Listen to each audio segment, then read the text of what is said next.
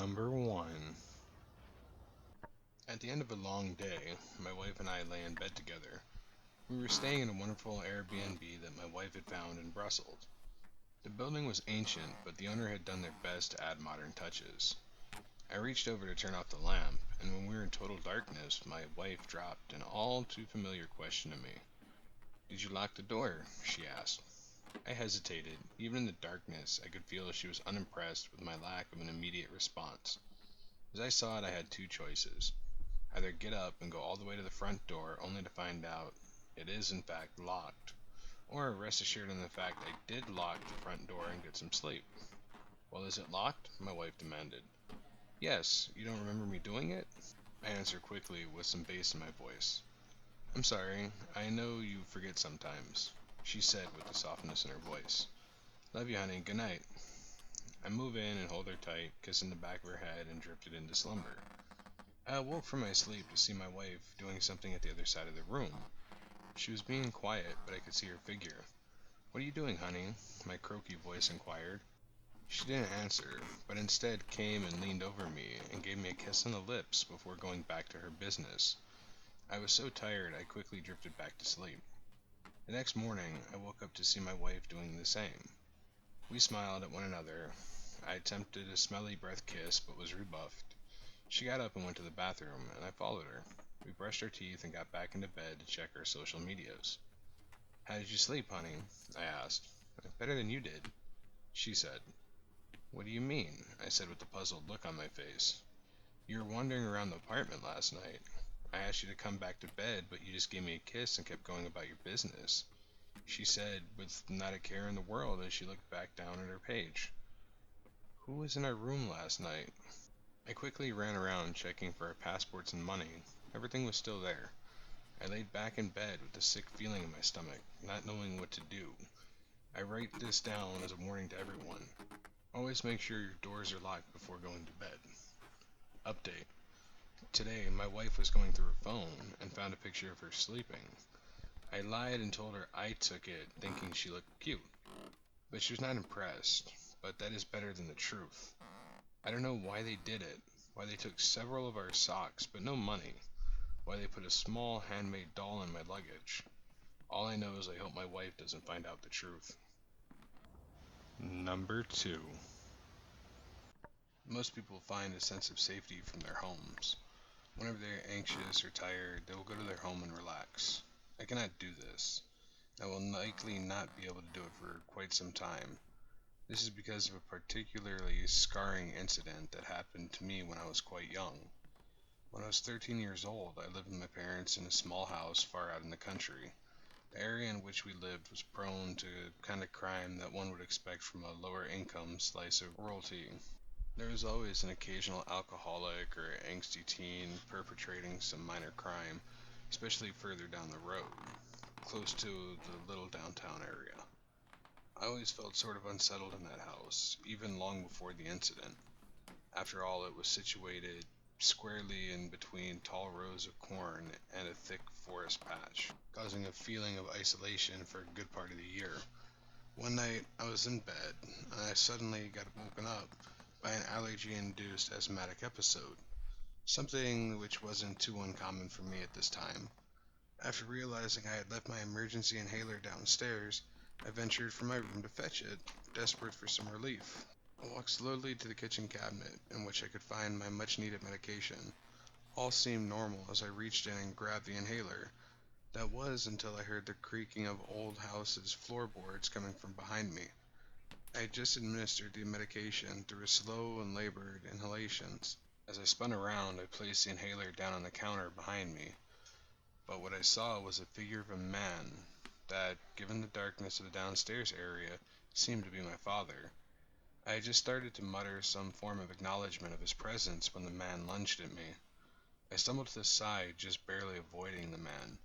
Now knowing this guy was not indeed my dad, I began to run as fast as I could, which wasn't all that fast, unfortunately. I rushed around the small island in the middle of our kitchen before making my way to the stairs, all the time screaming my little asthmatic heart out in an attempt to alert my parents. I eventually made it to the stairs and quickly ran up them. The criminal was in close pursuit, but, To my relief, my dad was there at the top of the stairs to meet me. The man, seeing my dad holding his old hunting rifle, began to fall back, descending to the lower level of the house once again. I was running into my parents' bedroom, desperate to seek refuge with my mother's arms, when I heard a single gunshot ring out. I turned only to see my dad drop his gun, now practically useless due to its only carrying one round at a time. My dad was running downstairs just as I finally made it to my mom. She closed the door to the bedroom and hid me in the closet. Later I would learn that the bullet from the old gun, it being accurate, had missed the intruder, however. But the sound and the impact of the bullet whizzing by him caused him to fall down the stairs all the way to the bottom. My father, ensuring the man was alive and yet restrained, had then called the authorities using our home telephone. Upon hearing police sirens as well as my father's calls to us, my mother led me down the stairs and outside to wait for the police vehicles in our driveway. Seeing the scary man being carried away by the officers filled me with added relief. The whole ordeal was over now.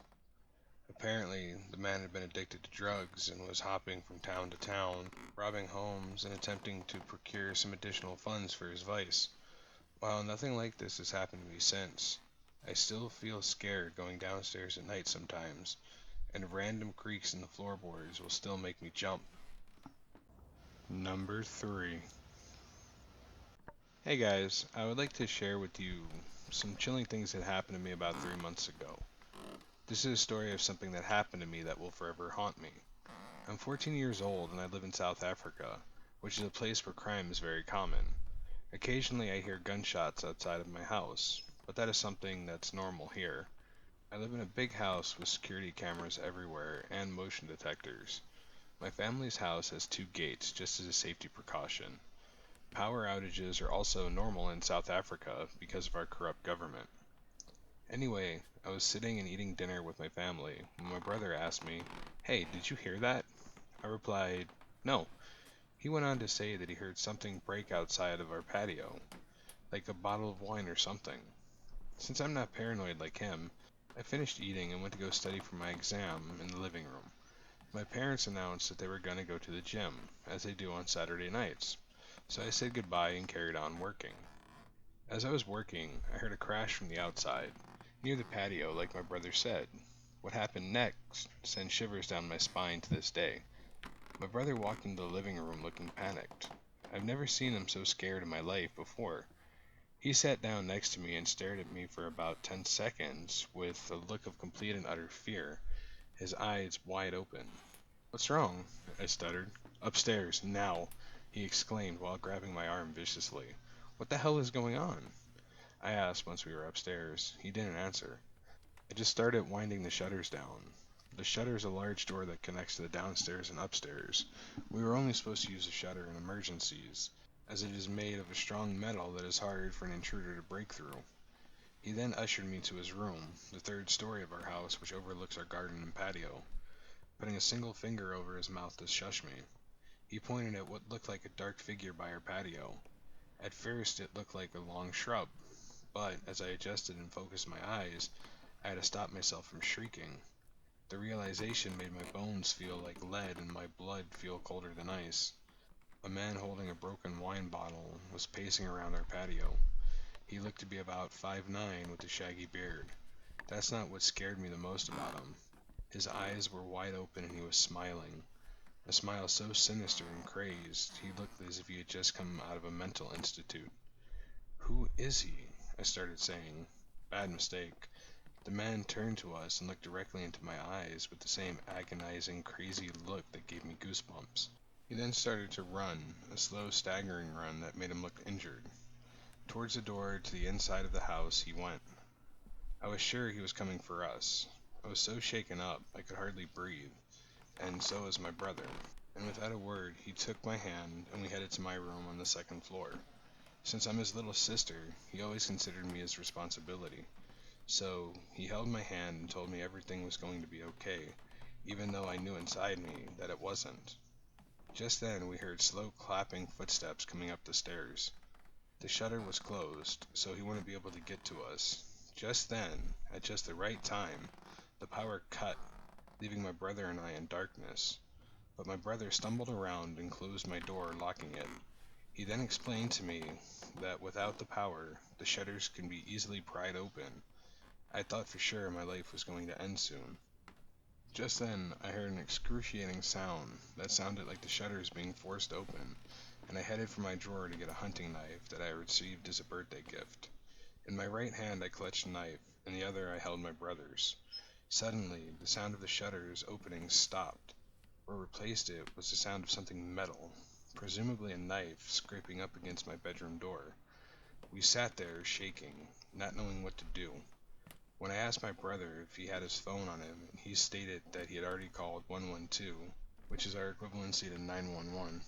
We both knew that the 112 squad would take a long time to come, since here in South Africa they usually hang out at McDonald's instead of doing their duties.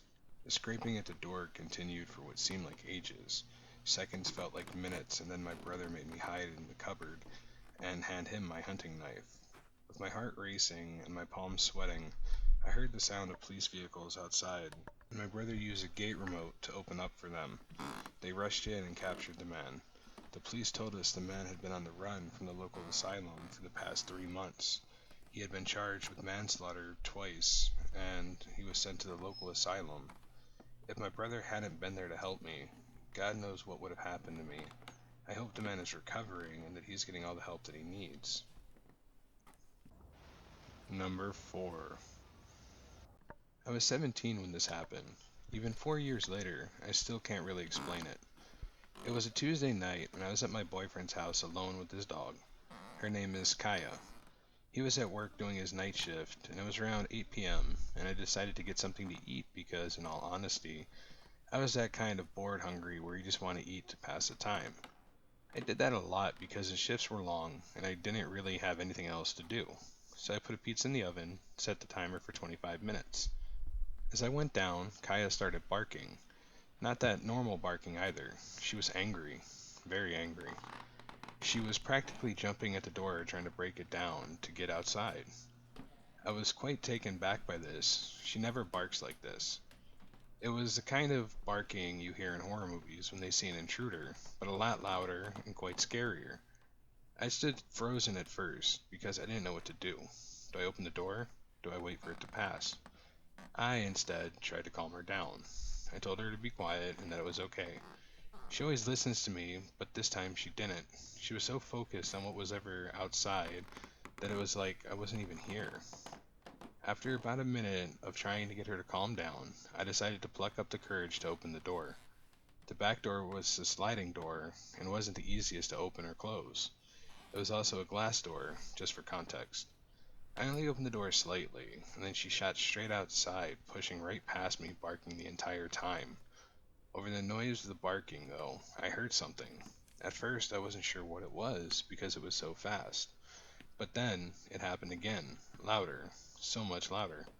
It was a screech, not a scream, but a screech. It didn't even sound human. The fuck was that? I thought to myself. I could hear her sniffing outside, but I couldn't see her because it was pitch black, and of course, the outside lights weren't working, so I had to try and make out where she was. I couldn't see her, and come to think of it, I couldn't even hear her sniffing anymore. Everything was silent. Dead fucking silent. After a couple more minutes, I decided to quietly close the door. I was so scared I couldn't even think straight. What if she wasn't okay? What if whatever there was comes back? All these questions were running through my head and no answers. I didn't even care about myself, I was more worried about the dog. I loved her like she was my own. Where had she gone?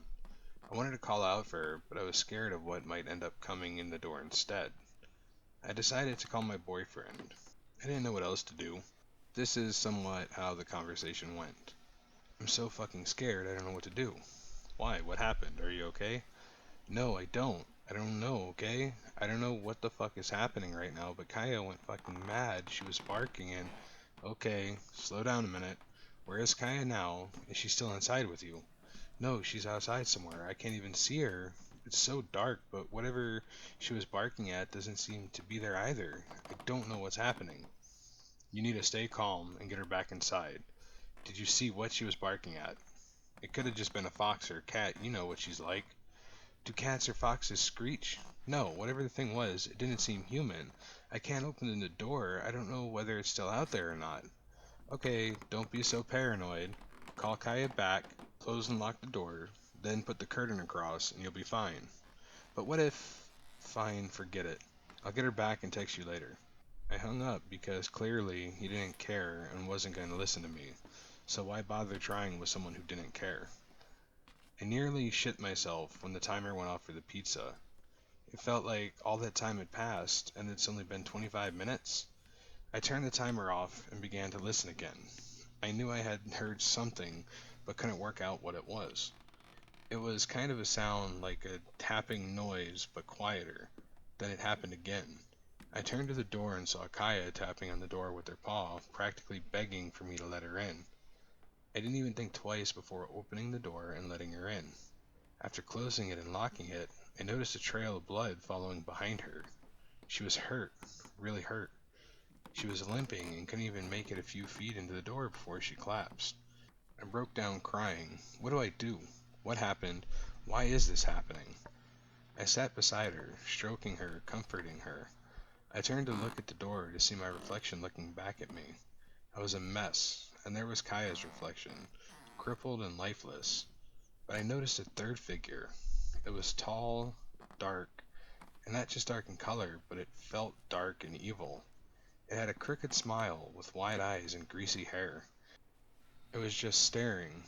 When I realized what I could see, I quickly turned around, but there was nothing there. When I turned back, it was right up against the door, smiling those horrifically sharp and yellow teeth. It began screeching and laughing, this horrible, deep, demonic laugh that I've never heard anything like before. It began banging on the door, and I was just curled up in a ball, screaming and crying. I thought that was it, that I was going to die. I was so scared, and yet no matter how scared I felt, all I could do was think of Kaya, how she ran out there risking her own life to save mine. She was so brave, way more brave than I was. I felt like I was curled up in a ball, crying and screaming for hours, but in reality it was only a few minutes. As quickly as everything started, it stopped, and it just suddenly stopped. When all the horrific noise had stopped, I realized that all I could hear now was Kaya barking. What? How? She had managed to lift herself back up and went to the door to bark at the monster. No matter how much pain she was in, her main priority was still me. Not herself, me. I stood up and went over to the door. It was still pitch black and I couldn't see anything. I didn't want to look for much longer, so I put the curtain across. Even though Kaya was a big German shepherd, I still managed to pick her up and put her on the sofa with some blankets. Fuck whatever was outside. She was my priority, and I was going to save her life like she saved mine. I googled an emergency vet number and the best that I could. I explained her injuries and that she needed immediate attention. In all honesty, I didn't know how severe her injuries were or where she was hurt, but I was willing to say anything so I could get some help. I was told to make sure to keep her warm, and someone would come as quick as they could to fetch her and take her to the nearest vet practice. They also told me to ring my boyfriend back up and let him know what was going on, as it was his dog and he would need to make the way to the vet with me.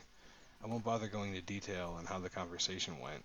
Long story short, he didn't understand how she got hurt, but agreed to come from work and take me to the vet with him. Kai had multiple scratches over her back and her leg and very deep cuts. She had some internal bleeding which they managed to stabilize after they stitched her up. She was okay, and thank God she was okay. They had to stay for 48 hours to make sure everything was going to be fine and they could keep an eye on her. My boyfriend asked me what happened and I told him everything. Of course he didn't believe me, but to be honest, if someone told me a story like that, I couldn't believe them. I thank God every day that she was with me that night, because I don't want to begin to think what would have happened if I decided to let my boyfriend take her to work with him.